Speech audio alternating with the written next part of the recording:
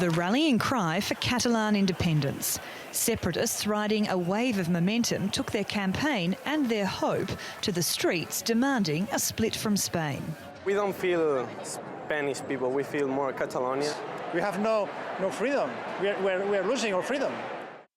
Catalonia is a semi-autonomous region in Spain's far northeastern corner.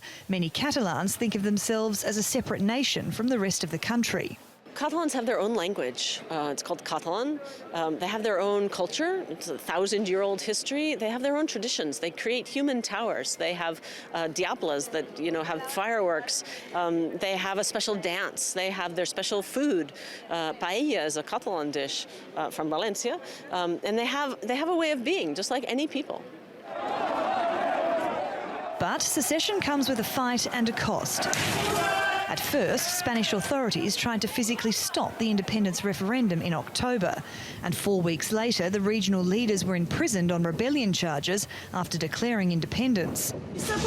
Why are you here in Brussels? The Catalan president escaped jail, but only by fleeing to Belgium, where he's now in self-imposed exile. The Catalans may have run the noisiest independence campaign of 2017, but they're not the only region across Europe seeking autonomy. Here in the UK, the British Parliament is dealing with the ongoing threat of Scotland breaking away. An independence referendum in 2014 may have been unsuccessful, but it's the Scottish government's ambition to have another tilt as soon as possible. The European map is dotted with secession movements, but some, like the one in Scotland, are more advanced than others.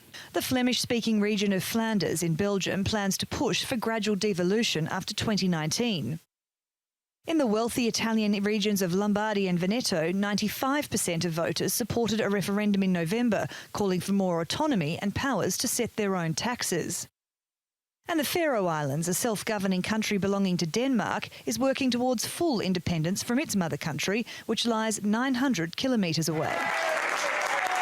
The Catalan president Carles Puigdemont may have fled to Brussels, the home of the European Union, but he's not found a sympathetic ear for fear of so-called domino effect.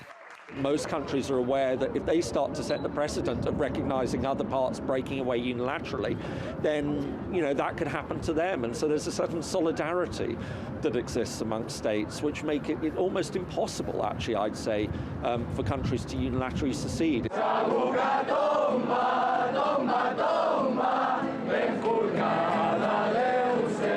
Catalonia's independence declaration has been ultimately quashed by the Spanish government and ignored by the international community, both further proof that the road to secession is long, sometimes bloody, and in many cases, never achieved.